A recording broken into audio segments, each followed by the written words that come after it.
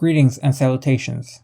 Today we'll be covering one of the most infamous cases of an international disappearance.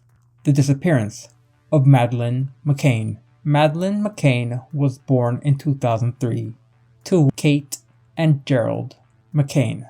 The young girl had blonde hair and blue-green eyes. The police described Madeleine as a blonde-haired girl with blue-green eyes and a small brown spot on her left calf, along with having a very distinctive dark stripe on her iris. It must be noted that by 2005, the McCann family would grow to add another 2 children. This time, it would be twins, Sean and Emily, who were born through conventional means. The Roman Catholic family has remained somewhat in the center of attention. This is due to the notoriety surrounding the case. It would go so far as the Daily Telegraph describing the case and the disappearance as the most heavily reported missing persons case in history. Madeleine's whereabouts, unfortunately, remain unknown today. However, German prosecutors do believe she has been dead for a long time. In 2007, a friend of the McCann family, David Payne, would organize a 7-night vacation to Praia da Luz in Portugal for him along with his friends. The other attendees to this vacation, along with the McCann family and David, would be David's significant other, Fiona Payne, who coincidentally was a physician along with David, their 2 children, Fiona's mother, Diane Webster, along with Jane Tanner, who worked as a marketing manager, Jane's partner, Russell O'Brien,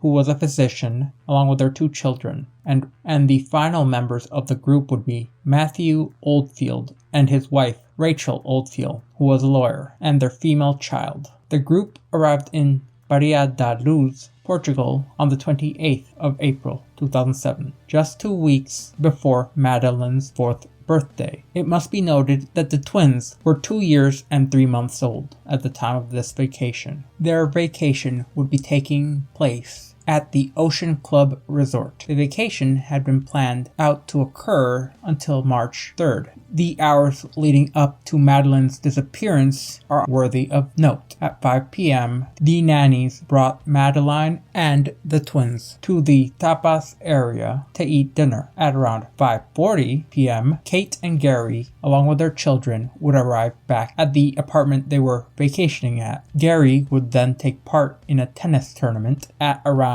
6 p.m. until 6:30 p.m. David Payne would be the one to check on Kate to see if she needed any help getting her children ready for the group playdate. Kate decided to opt out of the event due to Madeleine feeling tired. While visiting the McCann's apartment, Payne became the last of the group to see Madeleine alive. Gary returned from the tennis tournament at 7 p.m. and at that point, the McCann children would be put to bed. At 8:35 p.m., Kate and Gary arrived at the nearby tapas restaurant, meaning they had left their children alone, asleep in the apartment. Gary would go on to check on the children at 9:05. Gary would end up speaking to another vacationer by the name of Jeremy Wilkins at 9:25. It must be noted that Matthew Oldfield and Kate stood up from the restaurant tables almost simultaneously in order to go check on their children. Oldfield offered to check on the McCann children as well as his own. He would note that he saw the McCann twins but didn't enter the children's room proper in order to determine if Madeleine was there. He had just assumed, since they were there, she must have also been there. At 10 p.m., Kate went on to check the children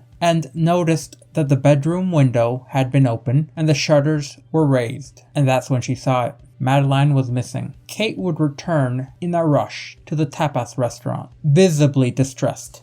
Authorities would be called, and once there, things would continue to get worse and worse, starting with authorities ignoring the most common practice in questioning, which is to question individuals independently. This did not take place, however. Instead, the group was asked while they were together, and one timeline was created from the collaborative effort of the group's memories. It should be noted that the group from the tapas restaurant did not wear watches or bring their mobile phones to dinner. The concept of them knowing the exact time when events happened can be called into question. However, it must be understood that the variation of certain events in the timeline are due to the collaborative effort, which makes precise and accurate recall somewhat difficult. This is made more challenging when there were more than 5 people at the table, drinking, eating, and partying while on vacation. However, these stressors, such as the panic from a child being missing, would cause details to be even further misremembered.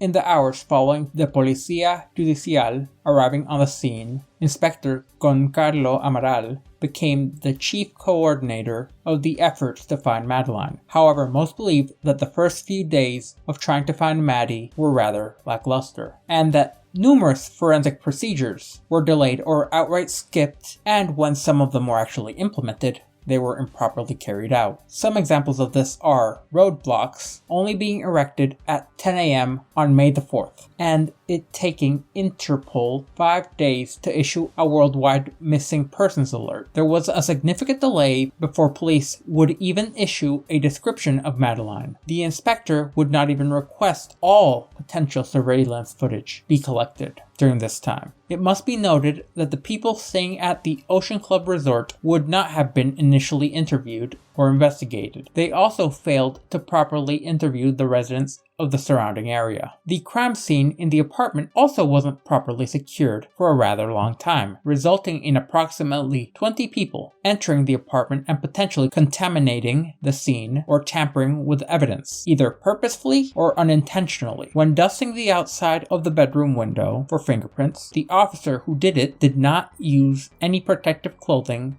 or gloves to prevent their DNA or fingerprints from becoming part of the crime scene. Basically, early on in the investigation, many of the things that could go wrong went as wrong as humanly possible, meaning that the chances of finding Maddie had dropped like a rock. The knee-jerk reaction to Madeleine's disappearance was a large-scale search effort primarily headed by locals, with police joining in to help. They maintained the belief that the kid had simply wandered off, as some kids tend to do. At 2 a.m. on May the 4th, 2 police dogs would be brought in order to investigate the scene, and at around 8 a.m., search and rescue dogs proper would arrive. Officers and residents would scour wells, caverns, caves, ponds, empty homes, open roadworks, and waterways, until at the very end of May the 4th. In the first 24 hours of the search, the search party would include some 130 police and emergency service workers who were looking for Madeleine. In the next 24 hours, the number of searchers in the unofficial role expanded to an estimated 300 individuals. This would allow some 700 people to be interviewed and another 112 employees of the Ocean Club to be interrogated. Immediately after Maddie vanished, Kate became physically violent, kicking and punching walls angrily, causing herself to be covered in bruises. She also repeated the phrase constantly, "We've let her down." Over time, Kate became angry at her helplessness due to the situation she had faced. On September 7th, 2007,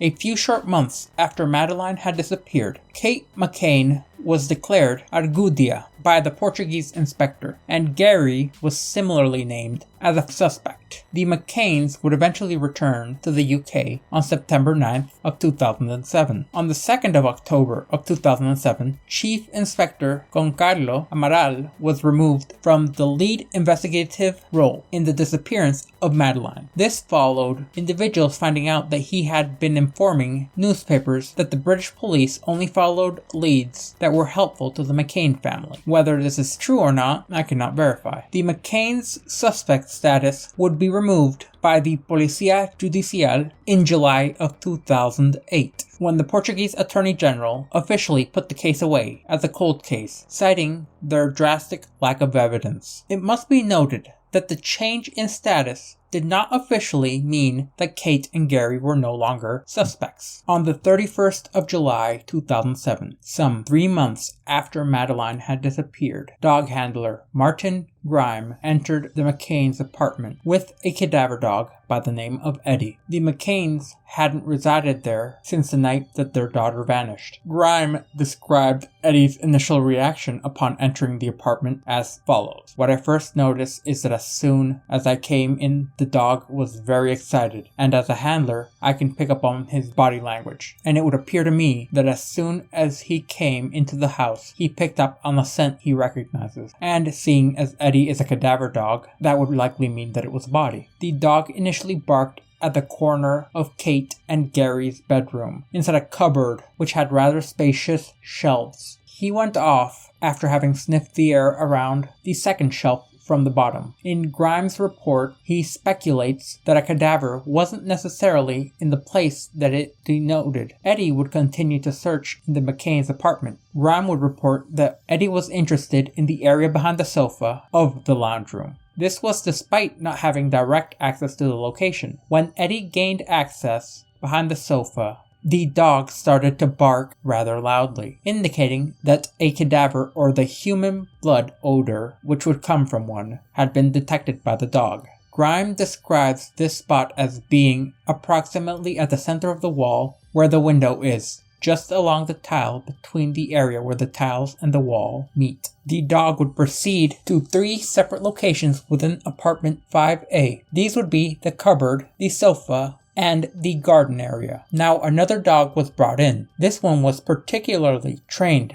to be a blood detecting dog, and was used to determine if Eddie had alerted to the proper things. The sniffer dog would identify an area of tiles in the living room next to the window behind the sofa. This was the exact same area that Eddie had spotted. Specifically, it was noted that she pointed towards the lower part of the left white-colored curtain of the room behind the sofa. In his report, Grimes speculates the second dog will find blood that is historically very old, and she will find anybody's blood, any human blood in particular, which is important to make sure that everybody knows. However, emergency services at Ocean Club have both confirmed that no death had ever occurred or been documented within apartment 5A, meaning that they likely had found a place where the kid might have passed. Following the search of the apartment 5A where the McCanns had stayed, Eddie searched through the apartments of the other members of the group, and said group would eventually be referred to as the Tapas group. The dog's scent search was conducted in the same fashion as it had been conducted in apartment 5A. The Oldfields apartment was of note, since it was searched before the others. Then came Jane Tanner and Russell O'Brien's apartment, and lastly, Payne's and Diane Webster's apartments. Eddie also searched adjoining apartment 4G, the location where the McCanns had relocated after Maddie's disappearance. Eddie failed to alert to any single location within these apartments, and the only indication the dog gave of anything having happened was in 5A. It must be noted that after the disappearance of Maddie, the McCanns had moved into the Payne's apartment for a rather long while. After this brief stay, they would move on to another apartment in the Ocean Club Resort on July the 2nd. They moved specifically to a different villa in a separate area, specifically at 27 Rua de Flores. The inspector obtained warrants to search this area.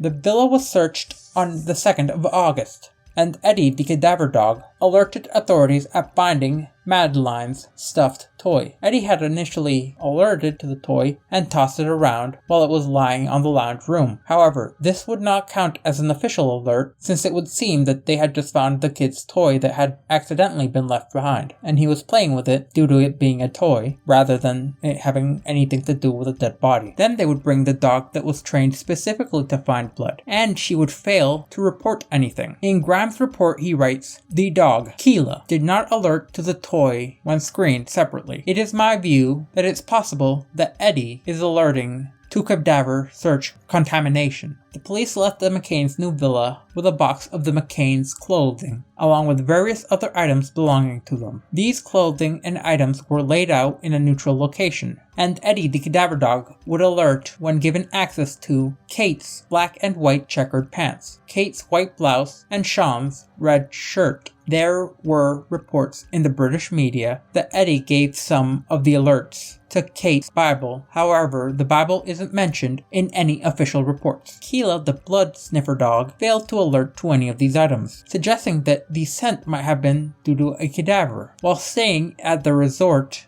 the McCanns originally did not even have a car. 24 days after their daughter's disappearance, on May 27th, however, they would hire a rental car. This point is important because the McCanns only had the car after the disappearance of their daughter. On the 6th of August, the police took the rental car that the McCanns had been using and brought it to a neutral location, specifically an underground car park situated at the opposite end of the police's headquarters next to 9 other cars. Some of these cars belonged to suspects in Madeleine's disappearance. All the cars were parked between 20 and 30 feet apart from each other, and it must be noted that the dog handler did not know who any of the cars belonged to. The first dog to be used was specifically the cadaver dog. In Martin Grimes' reports, he states, "When passing a vehicle I know to be hired and in the possession of the McCann family, the dog's behaviors changes drastically. This then produces an alert indication at the lower part of the driver's door, where the dog was biting and barking. I recognize this behavior as the dog indicating scent emitting from the inside of the vehicle through the seal around the door. In other words, the cadaver dog, while being outside of the McCann's rental car, became alert,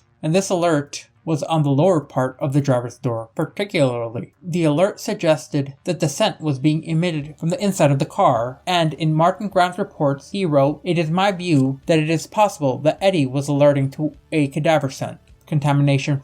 Eddie did not alert to any of the other cars in the car park. On the following morning of August 7th, the human blood-sensing dog would be brought in to search the McCann's car. According to Martin Grimes' reports, the dog marked an area in the lower right side of the interior part of the baggage compartment of the car. This area was the trunk, and it was noted as being a rather tidy compartment. There was also another alert in the door next to the driver's side, normally where maps were kept. The McCann's rental car key had been hidden in a separate part of the underground car park. The second sniffer dog, the blood sniffer dog, would alert to the key's location, which was beneath a bucket full of sand. This bucket was moved to a different level of the car park, and Eddie, the cadaver dog, would also alert to the key. As both dogs alerted to this, it is believed that this suggests that human blood was the scent present on the key. The cadaver dog would also alert to the driver's side door of the McCann's car when searching within it. The cadaver dog would not alert to any of the other 9 cars. The information gained from the sniffer dogs is rather important. This included the finds within the McCann's original apartment in which Maddie vanished, specifically the cupboard region of the apartment and the parents' bedroom. However, since the other dog did not alert there, it does bring the alert into some question. Specifically, it is noted that this alert given by the dog, while there was no tangible evidence located in the area, could be potentially discounted. It could mean anything would have happened in that area, including a failed alert. The fact that only Eddie alerted in the parents' cupboard region, an event which supports this notion, was him alerting to the area rather than the surface itself. The cadaver dog Eddie would also alert in the garden area. It is also important to note that multiple other families had stayed in the room after the McCanns had left, which could mean that the scent could be contaminated from somebody else. However, the cadaver dog Eddie alerted in the garden area, which seems to suggest that there was a cadaver odor detected in the garden, particularly of apartment 5A. While searching the new villa which the McCanns had stayed in, Eddie the cadaver dog tossed Madeleine's toy into the air. He would later alert to it. Following this, the blood sniffer dog failed to alert to the toy. This combination of Eddie alerting and the other dog failing to alert suggests that the toy smelled of a cadaver scent, which is noted in Grimes' report that it could be due to scent contamination due to Kate McCann constantly being photographed holding the stuffed animal, both in public and in private, after Madeleine's disappearance. It was later shown that in her diary, Kate wrote that she had washed the stuffed animal on the 12th of July 2007 because it had become filthy and smelly. The toy was alerted by the cadaver-sniffing dog on the 2nd of August, 3 weeks after Kate documented washing the toy. In an interview with Oprah, Kate reported that the toy was constantly being washed, meaning that potentially the toy's scent could have been contaminated with something else while washing, potentially leading to a false positive. Something that should be understood is that the inspector's case against the McCanns hinged almost completely on the blood sample alerts of the McCanns' vehicle.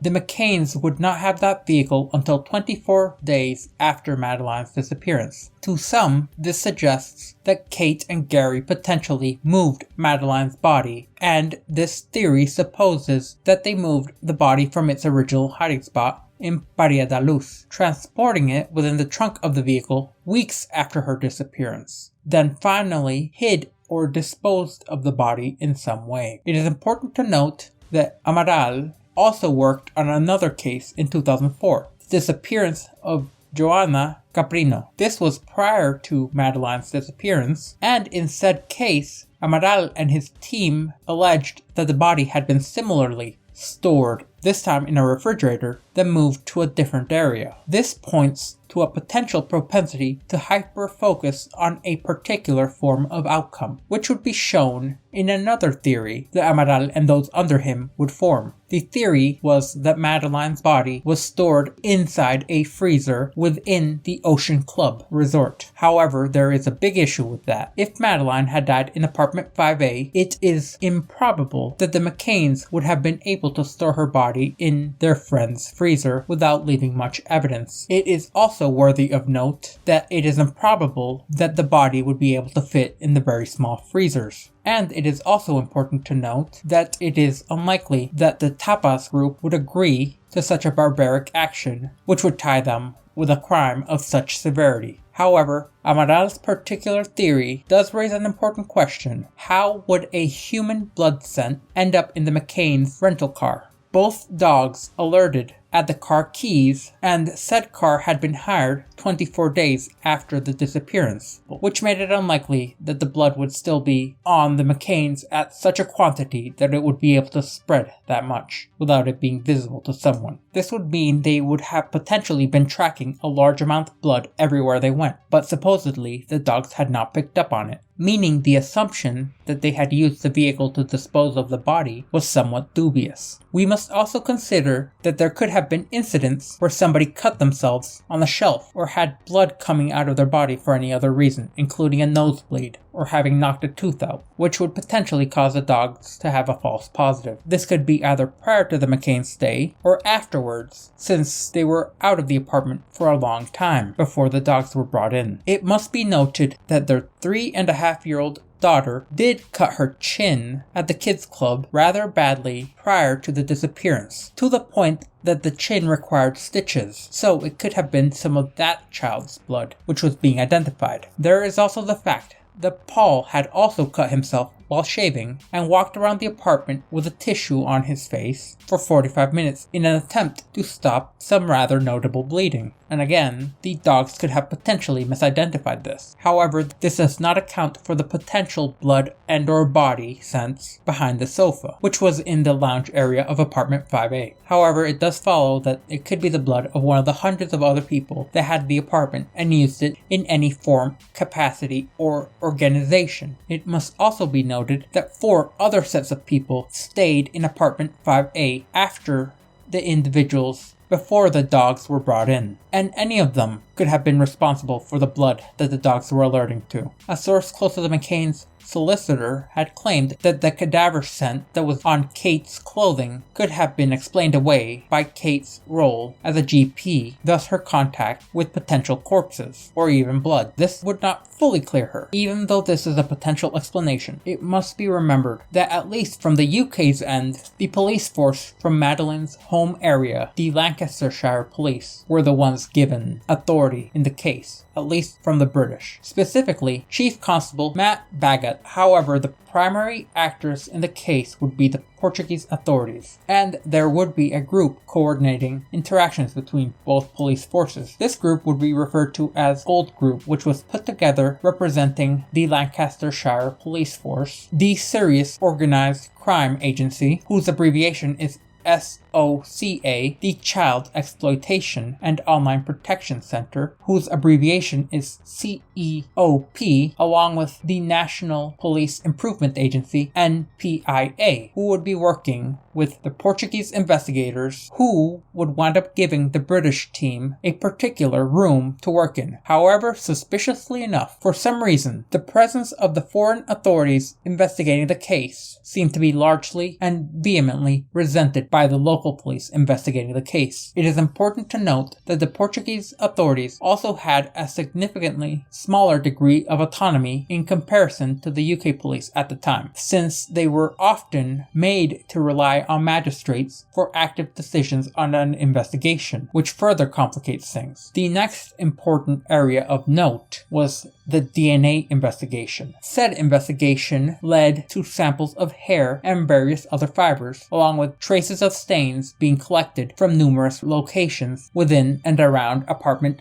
5A. Specifically, these were areas the sniffer dogs had alerted to, or just within the area. Samples were collected from the floor behind the blue sofa in the McCann's apartments at the Ocean Club Resort, near where both dogs had alerted. This sample was described as a stain on the floor, which was collected using a dry swab. This sample would end up producing an incomplete DNA result. The swab showed low levels of indications of DNA from more than one person. However, all of the confirmed DNA components within the results match corresponding components in DNA profiles of Madeleine McCann. The report stresses that it is not possible to attribute the DNA profile to a particular body fluid, so it could have been she might have peed herself or spit in the area. This is a small child we're talking about, so it is a possibility. Sample 3B was collected from the same stain as mentioned above, however the difference being that the sample was obtained using a wet method. Said sample was indicated to that no profile was obtained. The wet method ended up being unsuccessful in finding any DNA profile from the sample. The third and final relevant sample in the report was from the inner side of the trunk of the rental car, which was rented 24 days after the disappearance of Madeleine. The sample area was near where the blood sniffer dog had alerted. The inspection of this sample was significantly more complicated than that of the other samples. The technique used to analyze the regions of the DNA was significantly different. However, this sample turned up little results. Yet another issue revolving the case was the fact that the Portuguese required an English to Portuguese translator to translate both for the authorities and the reports. There were incidents of miscommunication and mistranslation, along with misinterpretation of information that was given to and from the Portuguese investigators. This led to numerous headlines claiming that DNA samples had been found in the McCann's rental car were 100% Madeleine's. The police would go on to claim that Kate and Gary were formal suspects in the disappearance of their daughter. This status was gained in part or largely because of the DNA report. It must be noted that the Portuguese authorities' theory had come about in part or even largely due to the sniffer dog's results. These results were so influential that they even shifted public opinion on the case from a case of a legitimate abduction to that of a staged abduction.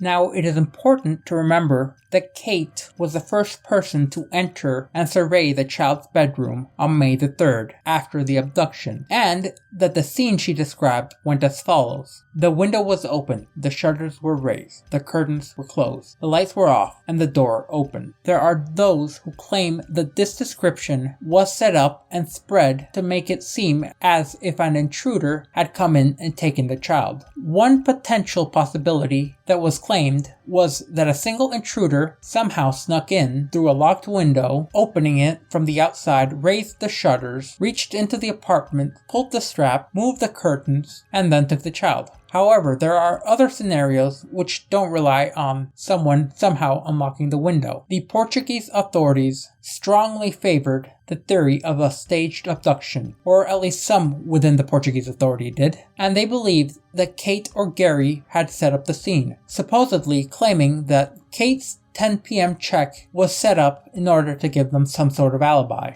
and that Kate and Gary attempted to spread the word of the shutters being jammed and unable to properly close to their friends and family as a method to enhance the staged abduction. Now, it is important to remember that these are not fully agreed on suppositions, but theories, and that the Portuguese authority does not stand as a monolith of thought, but rather a group, and this is one of their theories, and said theory is not universally agreed upon by the group. Some other theories include the Madeleine died before May the 3rd theory. This theory can be seen to be partly or inextricably linked to the Portuguese authorities' theory of a staged kidnapping, and there are also multiple offshoots of this theory, which include dying early in the vacation at a date prior, such as the 29th or even the 30th, Madeleine dying during the middle of the vacation, during the 1st or the 2nd, or even the most widespread Madeleine died theory, which was Madeleine died before May the 3rd, which entails Madeleine dying in apartment 5A, causing Kate and Gary to stage her kidnapping, which could potentially explain why Madeleine was not taken on the play date with the other kids. There are arguments against the Madeleine died before May the 3rd theory though. These include independent witnesses reporting seeing Madeleine alive on May the 3rd, which include workers and employees of the hotel such as Emma Wilding and a tapas restaurant worker. All these independent witnesses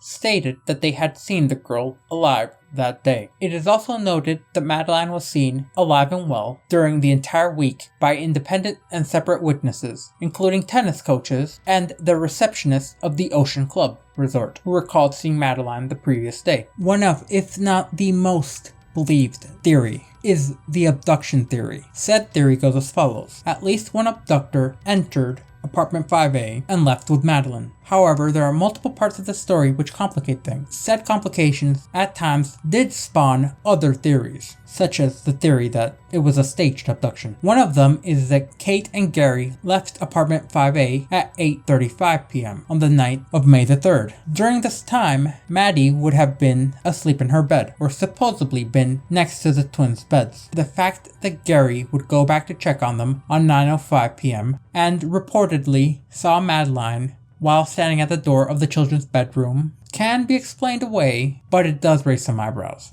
There is the fact that at 9:30 p.m., Tapas member Matthew Oldfield supposedly had checked on the McCann children, and he had gone so far as to say that he had seen the twins asleep from the spot by the door, and seeing that the twins were okay, he supposedly believed that Maddie was also okay. There's also the potential claims that someone had seen an adult male carrying a child who did fit the girl's description, heading away from the apartments. The witnesses seeing this does give a particular weight to the theory that Madeleine was kidnapped or abducted in some way, shape, or form. Whether it was a staged abduction or not still remains unanswered. Even with all the years and resources partitioned for the case and the international notoriety, there's really little we do factually know of the disappearance of Madeleine McCann. What we do know is that Maddie would disappear and never be seen again. There are questions which remained unanswered, unverified. However, it seems that we are still no closer to finding out what really happened to the poor girl.